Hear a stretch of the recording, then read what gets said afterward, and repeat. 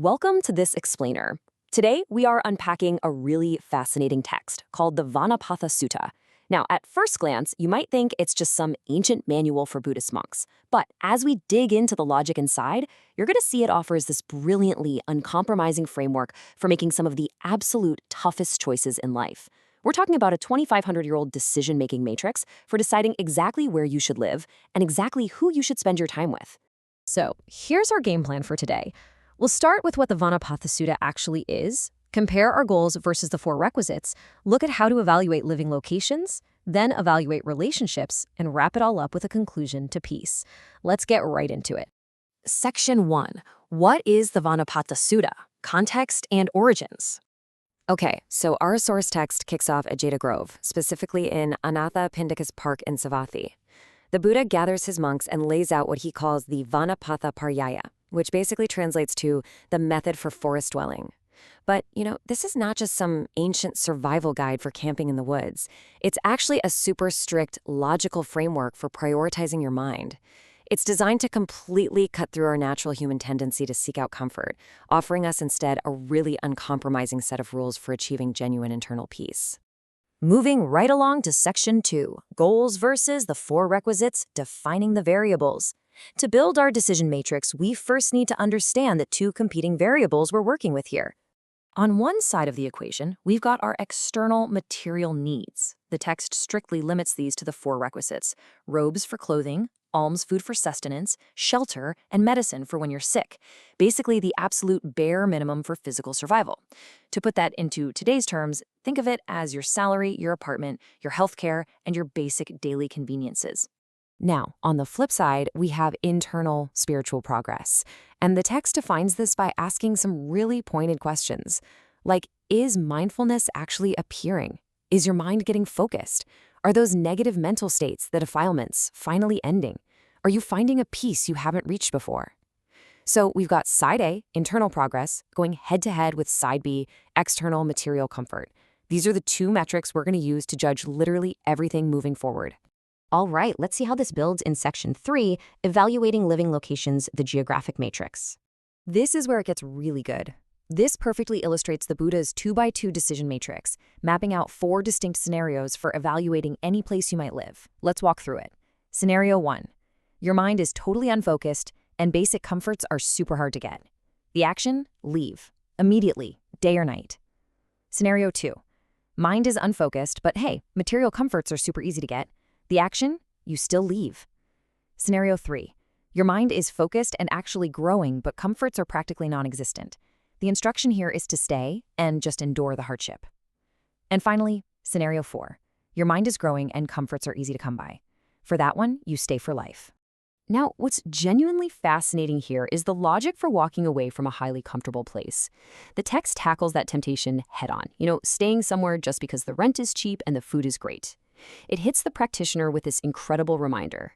We did not go forth from the home life into homelessness for the sake of robes, food, shelter, or medicine. It is a massive reality check about remembering your primary goal. So here's the ultimate dilemma. The text insists, absolutely insists, that internal progress overrides material comfort every single time. If a location gives you zero mental growth, all the free food and cozy shelter in the world cannot justify staying. Period. You have to ditch it. Conversely, if a place brings you profound mental clarity, you've got to stay, even if you are struggling every single day just to scrape by. The priority is non-negotiable. So you might be sitting there wondering, does this strict, uncompromising rule only apply to choosing between a city and a forest? Like, does this logic extend beyond just coordinates on a map? Well, Section 4, Evaluating Relationships, the Interpersonal Matrix, gives us the answer.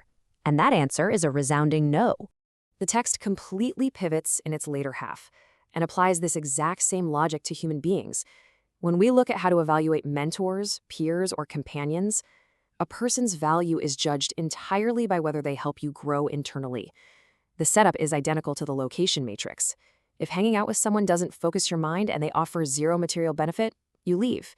If they provide high material benefit, maybe they're super wealthy and give you lots of stuff, but your mind remains unfocused, you still leave.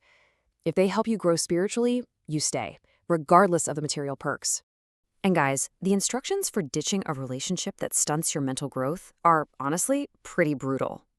The text says if the person provides for you easily but your mindfulness isn't improving, you have to leave. And, get this, you do it without even telling them. You just leave, day or night, and cut off contact.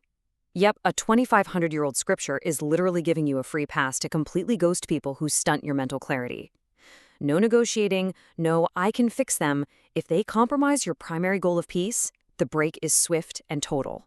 But on the flip side, if you find someone who actually elevates your mind, the text tells you to hold on to that person for dear life. If being around them makes your mindfulness appear and your mental static fade away, you stay with them forever. And here's the craziest part. It literally says you should stay with them for life, even if they try to drive you away.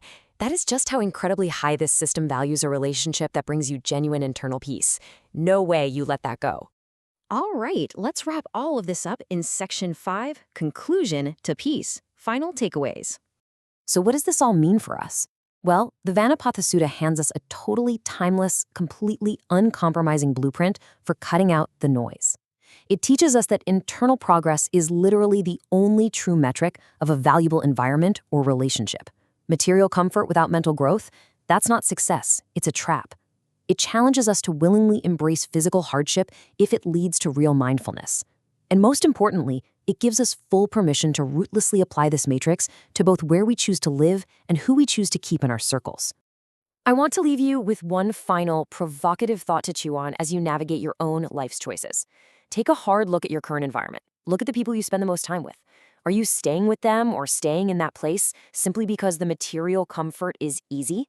Or are you staying because they are actively fostering your internal growth and peace?